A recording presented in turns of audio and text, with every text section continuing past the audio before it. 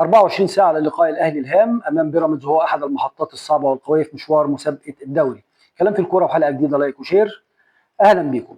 استعدادات جادة وقوية داخل فريق الكرة بالنادي الأهلي قبل اللقاء السماوي.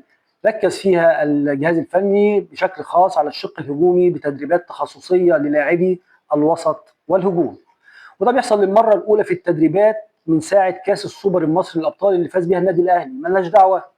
ملناش دعوة. كان يستر وجهازه المعاون تابعوا مباراة بيراميدز مع الزمالك، وطلب المدير الفني تحليل المباراة من أفراد الجهاز والرأي الفني لكل منهم على حدة. وحذر الجهاز الفني كل من محمد هاني ونبيل كوكا ومحمد علي بن رمضان واحمد بيكهام من الحصول على الانذار الثالث علشان لقاء القمه الهام امام الزمالك الجمعه القادم. يغيب عن بيراميدز اسامه جلال واحمد سامي قلبي الدفاع.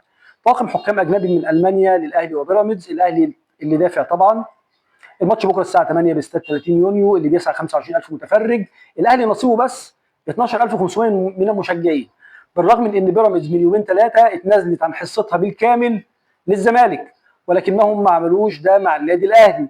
وبيتم الاتفاق من امبارح مع جماهير الابيض لمسانده الفريق السماوي مجانا، زائد وجبه زائد 200 جنيه للي يجي يشجع بيراميدز. عشنا وشفنا المشجعين تباع وتشترى. وبيعمل ممدوح عيد بمبدا اللي تعرف ديته اقتله.